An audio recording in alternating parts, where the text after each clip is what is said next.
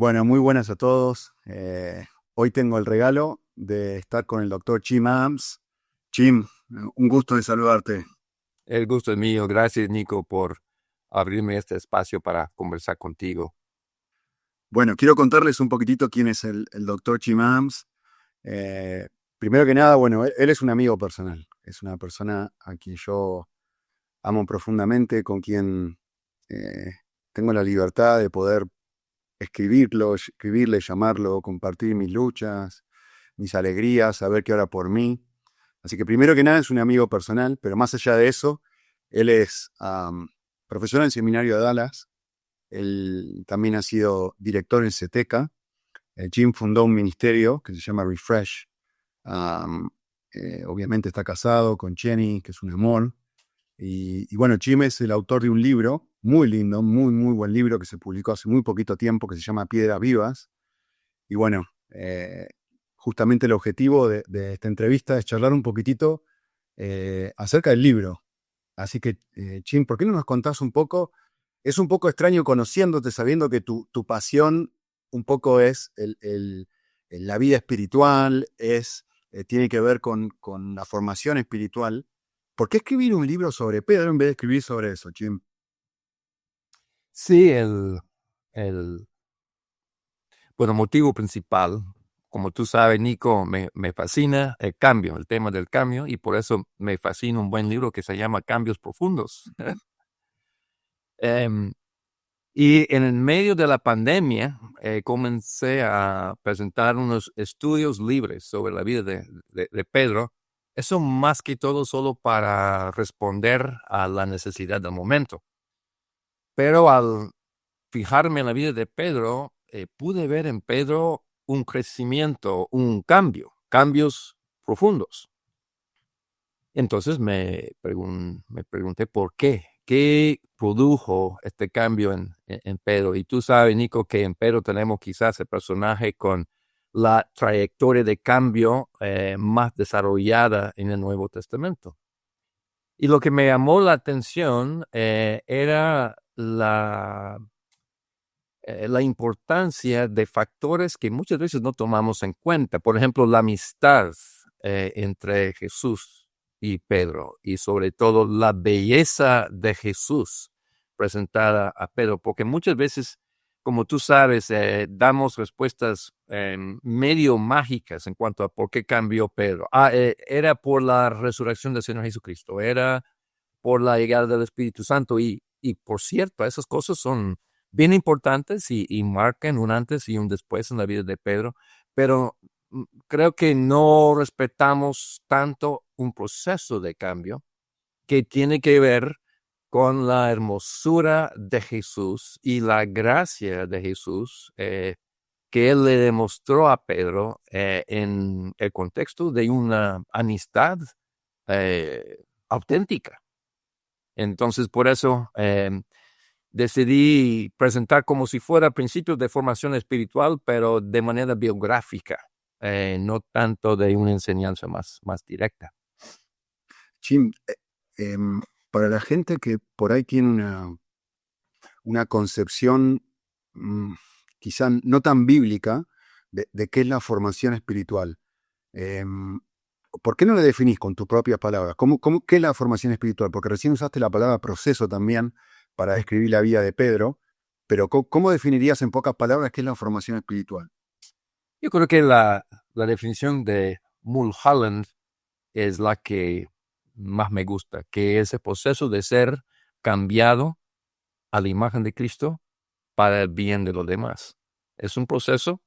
La meta es ser conformado a la imagen de Cristo, asemejarnos a Él, pero no para que yo sea más espiritual, más bien para el bien, para el bienestar de los demás. Y eso es lo que vemos en Pedro. Fue cambiado no para que fuera un Pedro más espiritual, sino para que fuera de bendición como piedra de la iglesia naciente. Ujú. Es como un muy lindo balance haces ahí, porque es como, no simplemente es amar a Dios con todo mi corazón, con toda mi alma y con todas mis fuerzas, es también la segunda parte, ¿no? Es amar a mi prójimo. Entonces ahí en esta definición que estás dando, me encanta esa doble dinámica, ¿no? de la formación espiritual no es yo simplemente llegar a ser alguien, sino yo llegar a ser alguien y el resultado de ese alguien incluye el transformar la forma en la que yo me vinculo a otros, ¿no? Y Jim, contame un poco, al pensar en el libro, ¿no? Se han escrito varios libros sobre la vida de Pedro. ¿Qué es lo que hace este libro diferente a otros libros que se han escrito sobre él? Bueno, en primer lugar, hay muy buenos libros sobre Pedro. Em, este libro es un poco diferente, quizás por la forma en que muchas veces nos han enseñado sobre Pedro. Y tú sabes, Nico, porque tienes mucho tiempo de estar en la iglesia y escuchar muchas predicaciones, que a veces presentamos Pedro como un modelo. A veces un modelo para imitar, a veces un modelo para evitar. En lugar de ver el crecimiento, Pedro para mí es una ventana por medio de la cual podemos ver la majestad, la magnificencia de Cristo, cómo Cristo nos cambia. Es una ventana para ver, para mirar a Cristo, no de manera teórica, más bien para mirar a Cristo en medio de mis realidades no tan bonitas, porque muchas de las realidades de Pedro no son tan bonitas. Pero en lugar de decir, Pedro, qué bien, Pedro, qué malo, Pedro, qué cosa, que es nuestra tendencia, es entender que este libro de Pedro en realidad es un libro acerca de Jesús. Jesús es el personaje principal del libro. Qué bien. Y contá un poco, a ver, conociéndote, sé que habrás leído muchísimo, eh, tanto los evangelios como otros autores que han escrito, como has dicho, ¿no? Sobre la vida de Pedro, pero ¿por qué no describís alguna de las ideas y concepciones equivocadas que nosotros tenemos sobre él? Sí, yo creo que sí entendemos que la vida de Pedro nos sirve de ventana. Eso cambia la forma a veces en que interpretamos los pasajes. En el capítulo 3, por ejemplo, cuando Pedro camina sobre el agua, es un pasaje que hemos predicado, que hemos escuchado muchas veces. Y casi siempre hay una moraleja ahí, que es, si queremos caminar sobre el agua, necesitamos tener más fe. Pedro se hunde porque le faltó la fe. Para mí, eso no es la enseñanza principal del pasaje. El enfoque no es tanto la fuerza de la fe de Pedro, sino el poder de la compasión de Cristo. Porque todos nosotros en algún momento nos hundimos, por más fe que tengamos. Y la gran pregunta, por ejemplo, en este pasaje, para mí hubiera sido, ¿y cuánta más de fe necesitaba Pedro? ¿Solo un poquito más? ¿Mucho más? No sé. A mí me falta la fe. Lo que tengo que saber es que mi Señor Jesucristo no me va a dejar hundirme en las olas, aun cuando falle mi fe. Entonces, eso es una manera diferente de ver estos acontecimientos que tenemos en el Nuevo Testamento, otra vez no tanto como moralejas, pero como una cristología práctica que vemos desarrollar en la vida de Pedro en medio de situaciones bastante concretas con las cuales nos identificamos. Mm, qué bien. Esto es como eh, algunas personas que dicen, sí, conozco a tus hijos, se parecen a ti bastante. Y un poquitito, son como una ventana, ¿no? Para poder conocer a la persona. Y un poco parecido lo que estás describiendo, ¿no? Pienso en, en Jesús como el personaje principal de todas estas vivencias que tuvo, bueno, justamente Pedro, ¿no? Y cómo en cierta forma nos permiten ver un pedacito del carácter de Jesús, como estaba describiéndolo ahí. Jim, contame algo, porque realmente quiero ver si estamos de acuerdo con esto, porque yo también he leído todo el libro y tengo mi capítulo favorito, pero antes de decirte cuál es mi capítulo favorito, me gustaría saber cuál es el tuyo y por qué. No, Iván es tu primero. No, no, no, no. Primero el autor, después el lector. Favorito, te lo confieso, es el capítulo 7, ¿Ok? que es el zarandeo. Y cómo Jesús utiliza la experiencia de ser zarandeado para cambiar la forma en que nos relacionamos con Él. Es mi capítulo favorito por dos razones. Quizás en primer lugar porque en ese capítulo yo hablo de una experiencia, la experiencia más difícil de mi vida.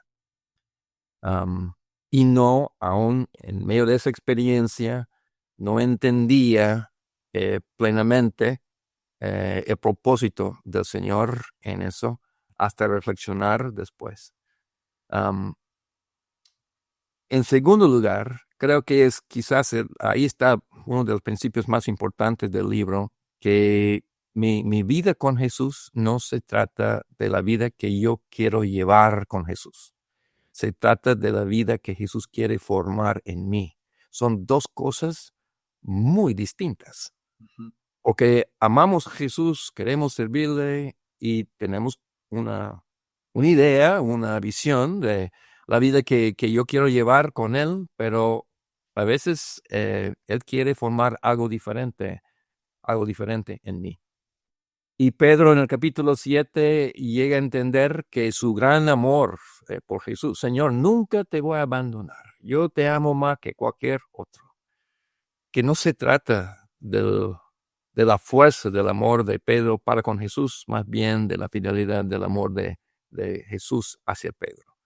O sea, Jesús utiliza el zarandeo, que es de Satanás, pero Jesús utiliza el zarandeo de Satanás para cambiar la forma en que Pedro entiende el amor y el papel del amor en su relación de amistad. Es un cambio drástico, radical para Pedro, porque ya deja de confiar tanto en su amor, porque falla. Y lo interesante también, Nico, es que la única vez en que Jesús utiliza directamente el nombre de Pedro, porque Jesús siempre llamaba a Pedro Simón, no Pedro. Solo en Lucas 22 dice, Pedro, te digo que el gallo no cantará hoy hasta que tú me niegues 3 veces. Qué irónico. Ahí utiliza el nombre piedra en forma directa, pero la única vez. ¿Qué debemos aprender de eso? Ahora dime cuál es el capítulo favorito tuyo. Es que sigue, y justo sigue con la historia. A mí me encantó el capítulo 8, justamente que narra lo que viene después, ¿no? Cuando Jesús se encuentra de vuelta con Simón, una vez que está él completamente derrotado y ahora desanimado. eh, y me encanta algunas frases, de hecho las tengo subrayadas. Te voy a leer algunas cosas del libro que a mí me gustaron y mucho. Página 129. Me encanta esta frase cuando Jesús le hace la pregunta, Simón, hijo de Jonás, ¿me amas más que estos? Y él, justo como acabas de escribir, ¿no? Decía, yo te amo más que cualquiera, pero él le hace la pregunta y me encantó esto que pusiste aquí, yo lo tengo subrayado con todos los colores posibles, que dice, pero ahora Pedro no se jacta de amar a Jesús más que los discípulos. Algo ha cambiado aquí. Solo le ofrece lo único que posee, su amor auténtico por Jesús, pero débil y falible. Me encanta esta dinámica, ¿no? Ahora viene Pedro roto, ya no viene confiado en sí mismo. Ahora, después del zarandeo, viene diciendo, he descubierto quién soy. Y en ese proceso de descubrir quién soy, descubro un montón de cosas más preciosas que vos ahí compartís, que ahora quisiera también leer en un momento, ¿no? Pero esta dinámica que compartís aquí me encanta esta frase. Es algo que todos tenemos que aprender y no se aprende a principio de nuestro caminar con Jesús. Se aprende nuestros fracasos, nuestros pecados. Aprendí mi debilidad, mi fragilidad y muchas otras cosas. Y hay que entender que ese es el amor de Jesús expresado de una manera muy especial, porque en su amor está cambiando la forma en que nosotros nos relacionamos con Él. es para profundizar el amor, no descartarme como o despedirme como si fuera como un discípulo fallido. Ujú. Déjame leer otra frase de aquí del libro que me parece muy, muy bueno. Cómo lo tocas aquí y cómo se expresa. Justamente está parafraseando aquí lo que Jesús dice. Dice, Simón, o enfatizando en realidad, dice, Simón, ¿me amas a mí? Declara Jesús. ¿Me amas a mí? Entonces apacienta mis corderos, pastorea mis ovejas, apacienta mis ovejas. Y sigo leyendo el libro. Otra vez, página 130. Dice así, en otras palabras, Jesús dice, Simón, si me amas a mí más que estos, entonces vive como un discípulo que vive como el discípulo que más ama a mis corderos, como yo los amo. Aliméntalos, consuélalos, protégelos, guíalos, enséñales, sírveles, pon tu vida por ellos, por amor a mí. Y luego decís esto que es fabuloso. No encuentro palabras más desafiantes en todo el Nuevo Testamento. Jesús no le pregunta a Pedro, Pedro, ¿te apasiona apacentar mis corderos? Corderos confundidos, complicados, malagradecidos, enfadados, vengativos, errantes y tóxicos. No, no, no, no, no. La pregunta de Jesús es otra. La pregunta de Jesús es, Simón, hijo de Jonás, ¿me amas a mí? Y Jesús nos hace la misma pregunta a nosotros. Me encantó esa idea. Me encantó porque es muy fácil. eh, o sea, es muy interesante la forma en que lo expresas aquí, ¿no? Cómo el énfasis está en la persona de Jesús y no en el tipo de personas o en la clase de personas o en la respuesta de las personas o en lo fácil que es eh, pastorear o en la respuesta de la gente o si son buenos, si son malos, si son tóxicos, si no. La verdad que lo expresaste de una forma fabulosa, fabulosa, fabulosa, me encantó. Lo que tú dices es, bueno, me ha llevado tiempo aprender eso y a veces cuando me siento frustrado y cuando las ovejas sí son, como tú mencionaste, tóxicas, difíciles, complicadas. em, Jesús sabe que mi amor es imperfecto siempre, pero es auténtico. Y creo que a veces nos condenamos a nosotros mismos pensando que yo debo amar a Jesús más, y es cierto, pero Él nos recibe, como en el caso de Pedro, para pastorear a sus ovejas, reconociendo que con el amor auténtico Jesús puede hacer algo, sin que nuestro amor tenga que ser perfecto, porque nunca lo es, nunca lo será.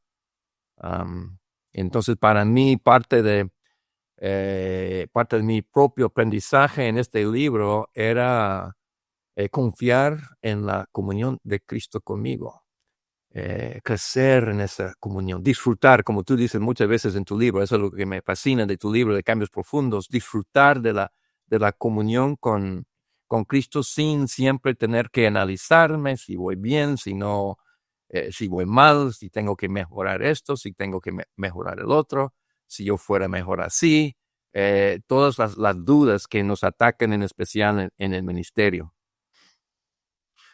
¿Sabes qué? Estoy aquí, justo estás hablando sobre esto, tengo una cita delante mío, en donde haces una observación que yo he leído Juan 21 200.000 veces y nunca lo había notado. El versículo 17 pones en cursiva esta frase que Jesús dice, Señor, cuando, eh, cuando Pedro responde, ¿no?, a la pregunta de Jesús, ¿me amas, me amas, me amas? Y mencionás esto en el versículo 27 que dice, Señor, tú lo sabes todo Ah. sobre mí. Y dices, sabes mi debilidad, sabes de mi pereza, sabes de mi cobardía, sabes de mis temores, sabes de mi lujuria, sabes de mi vanagloria y de muchas cosas más. Tú sabes cuán inmaduro es mi amor, pero Señor, también sabes que te amo. Y esta dinámica que estabas expresando, ¿no? Es verdad, mi amor es imperfecto y Cristo sabe de esa realidad de mi amor imperfecto, pero hay amor. Y esta dinámica que estás explicando me parece muy valiosa, muy, muy valiosa. Así que la verdad que te agradezco, porque a mí me encantó muchísimo. Gracias, Nico. La amistad con Jesús es algo que podemos experimentar y por eso comienzo el libro hablando de la amistad. Es una amistad genuina, pero y tú puedes comentar sobre esto también, pensando en lo que has escrito en Cambios Profundos y bueno, en las conferencias que das. A veces no entendemos bien, mal entendemos la idea de la amistad con Jesús, que la amistad con Jesús significa una relación de pares. Pero yo creo que Jesús puede ser Señor y Salvador y amigo a la vez. O sea, Él define la clase de amistad que tenemos con Él, pero eso no quita que sea amistad genuina. Y en la amistad, las dos partes, los dos amigos, se conocen. Nosotros lo conocemos a Él como Señor y Salvador. De hecho, la cristología de Pedro es una cristología muy desarrollada. Em, pero eso no significa que Jesús sea como cualquier otro amigo que no sea mi Señor y Salvador. ¿Qué opinas de eso? Quizás pensando en, en lo que desarrollaste de disfrutar nuestra relación con Dios y con el Señor Jesús. Sí, hay una mezcla ahí, justo estaba hablando hoy en la mañana con mi esposa de mantener verdades en tensión, ¿no? Y lo difícil que a veces es para uno mantener esas verdades en tensión, porque la inclinación normal es ir a un polo o a otro, ¿no?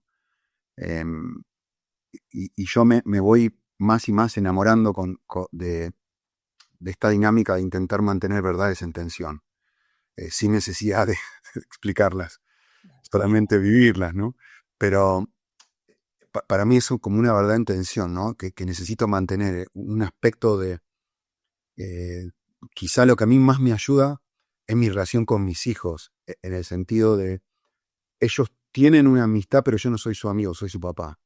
Y eso significa que a veces ellos pueden venir y pelear conmigo y jugar y divertirse y bromear y incluso ser sarcásticos por momentos y todos nos matamos de risa, pero hay un momento donde hay un recordatorio personal donde ellos, un momento, yo puedo hacer esto, pero hay una línea donde hay un respeto sano y muy sentido que ellos tienen hacia mí, que no soy su amigo del secundario, ¿no? De la facultad o de lo que sea, que pueden relacionarse de esa misma manera.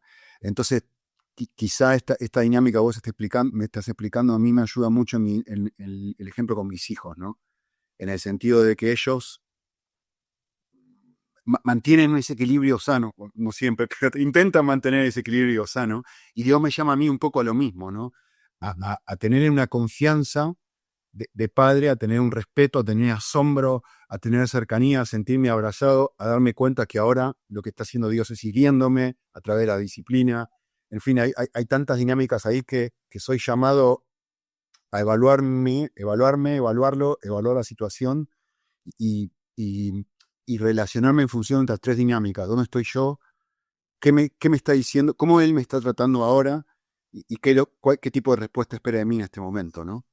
No sé, un poco yo lo veo ahí, de esta forma. Excelente ejemplo de los papeles no cambian. Pedro siempre llamaba a Jesús Señor Maestro, porque Jesús, como dice en Juan 17, lo soy, soy Señor y Maestro. Pero a veces eso pensamos que quita la amistad genuina y es en la amistad que experimentamos una comunión auténtica, genuina, diferente, una amistad que cambia los amores de nuestro corazón. Por eso te cito ahí en el capítulo 8, que Jesús es un maestro de amores, Uh-huh. un amigo que nos enseña otros amores y en primer lugar lo que es, francamente, adorarlo a Él como Señor y Salvador. Uh-huh. Volviendo ahí al capítulo 8, me encantó esta observación ahí que haces cuando Pedro está con Jesús al final, y él hace la pregunta, ¿no? Que mira para el costado, lo ve a Juan y dice, ¿y qué de este? Y nunca, vuelvo a decirte, mira que he leído esto, ¿eh? He leído este texto, pero yo lo leía, no sé cómo, cuando leía la pregunta, nunca había asociado la forma que tú le expresas en el libro, en el sentido de, ¿y cuánto va a sufrir este? Porque me acabas de decir lo que yo voy a sufrir, pero ¿y él cuánto va a sufrir? Y luego hablas de esta idea de la envidia, ¿no?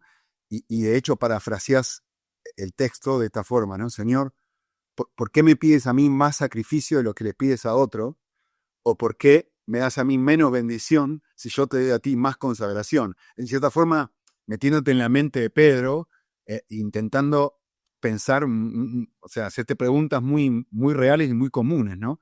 Realmente me llamó muchísimo la atención en la observación de decir, que la envidia en este caso, la pregunta nace de decir, ok, yo estoy dispuesto a sufrir, pero ¿y él cuánto va a sufrir?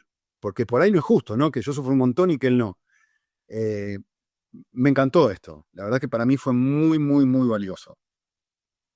Ese eh, intercambio que mencionaste, que describiste, ha sido muy importante para mí porque confieso que es la pregunta que yo me hago. ¿Por qué, Señor? ¿Por qué tengo que dar más, sufrir más? Y que quizás ni tiene la misma relación contigo, parece que tú, Señor, lo bendices más. Entonces, esta frasecita, que a ti, sígueme tú, eh, ha marcado mi vida. Y como digo en el libro, tengo aquí en mi escritorio esa frase, que a ti. ¿Dudo yo que Él sea bueno conmigo? Eh, ¿Pienso yo que yo merezco mucho más de lo que Él me ha dado? O sea, esos intercambios exponen, bueno, los ídolos que están en nuestro corazón, las actitudes que tenemos, esos secretos que no salen a la superficie, pero una frase tan corta de Jesús, ¿qué a ti? Hmm. ¿Qué a ti? Qué bueno. Me hiciste imaginarme en tu oficina con la frase delante, ¿qué a ti? Un día vas a conocerla. Qué, qué, qué buena frase para tener ahí adelante, me gustó. Vamos a hacer un último spoiler Okay. especialmente de este capítulo, porque a mí, vuelvo a decirte, a mí me impactó mucho y a ver si querés hacerlo vos en vez de que yo lo lea, pero eh, ahí en el capítulo 8 compartís un momento en tu ministerio como pareja donde les tocó atravesar pruebas que lo dejaron desacomodados, ¿no?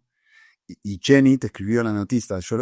Después de leerlo me fui como 3, 4 días pensando en la notita de Jenny, de tu esposa, ¿no? Eh, ¿Te acordás más o menos lo que decía esa notita que te dijo? ¿Querés contar a la gente? Bueno, era como ella decía que mi vida, que nuestra vida debe ser como una hoja en blanco, que el Señor escriba ahí lo que decida, lo que considere lo mejor para nosotros y que ella, algo que significó mucho para mí, ella me decía que te voy a acompañar en esto, que el Señor escriba en nuestra vida y que, que nosotros recibamos como pareja lo que Él va a querer poner en esa hoja. Y menciono en conexión con eso que muchas veces ya tengo mi hoja hecha, por decirlo así, con mi plan para ser un buen discípulo de Jesús. Señor, aquí está mi plan para ser tu discípulo. Eso no es tener la hoja en blanco, eso es tener la hoja ya llena de mis ideas de cómo ser un buen discípulo. No es negar lo importante del discipulado, pero ¿quién lo define? Entonces eso fue como nuestra, no conclusión, pero nuestra sumisión como pareja.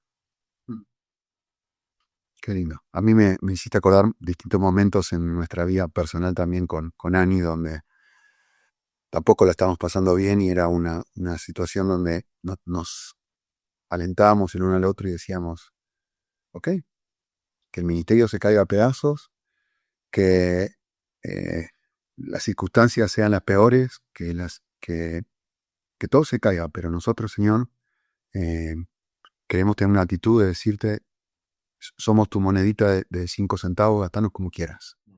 Lo que tú quieras, cuando tú quieras, como tú quieras, donde tú quieras, si tú quieres.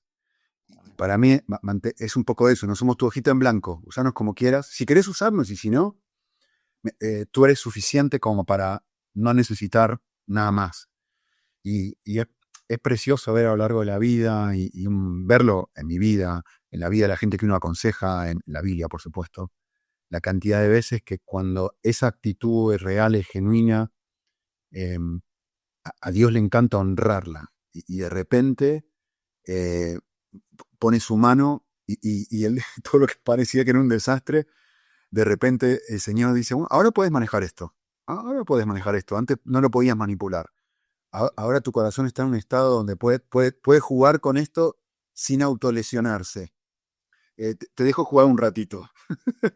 y, y, y, y bueno, y después uno vuelve a repetir, ¿no? Y uno tiene que volver a soltar y tiene que volver a decirle, Señor, eh, te lo dije hace un mes, te lo dije hace un año, te lo dije hace 5 años, te lo dijimos juntos, pero evidentemente ya no estoy viviendo con esa actitud.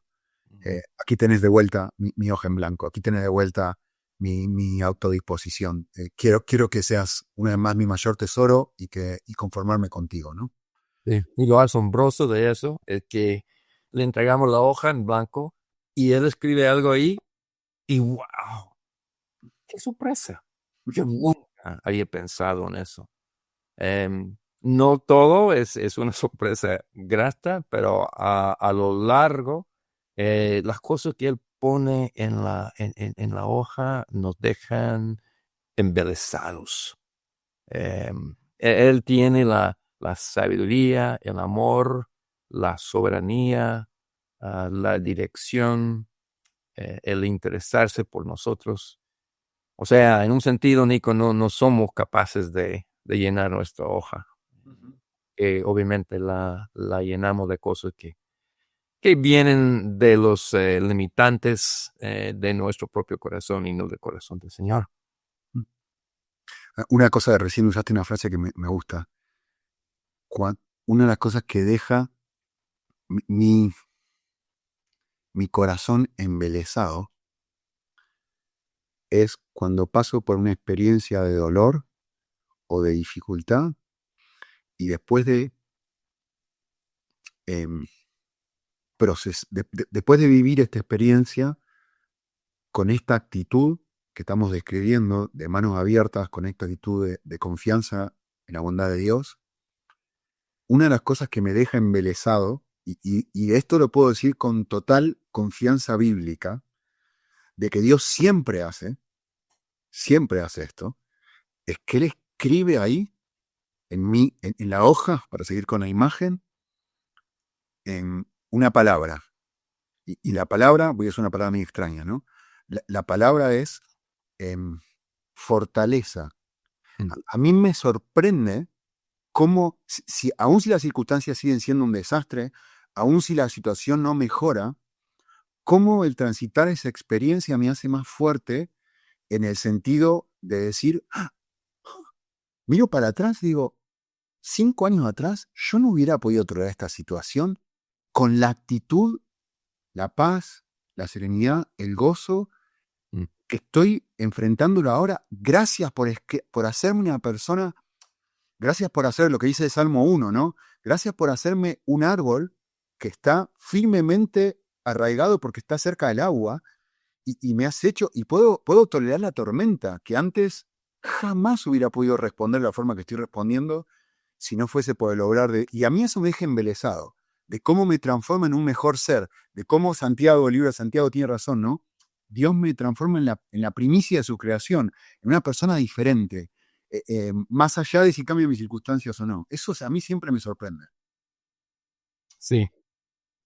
Son las cosas que Dios hace que con el libro me permitió reflexionar también, o sea, uno quizás es el primer cambiado, como tú sabes, por haber escrito Cambios Profundos, es como Jesús disfruta la comunión conmigo en esos momentos que tú mencionaste. Ujú. No huye de esos momentos. Y sabemos que no huye, pero entender que quizás la misma situación que estoy viviendo, la prueba que estoy viviendo, a Jesús le gusta entrar, porque Él es, ¿qué? Salvador y Señor. Y por eso las últimas palabras de la pluma de Pedro no son que sean mejores discípulos, aunque es cierto. Manténganse fieles siempre. No. Las últimas palabras, antes bien, creced en la gracia, y en el conocimiento, y creo que la idea es en la gracia y en el conocer a Jesús.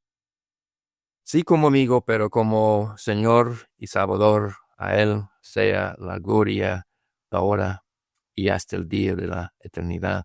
Es una cristología tan práctica que vemos hasta las últimas palabras que tenemos de Pedro. Mm.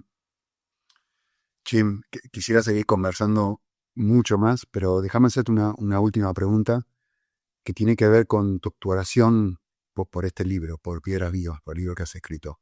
¿Qué es lo que le pedís a Dios cuando orás por el libro? ¿Cómo quisieras que el libro fuese usado?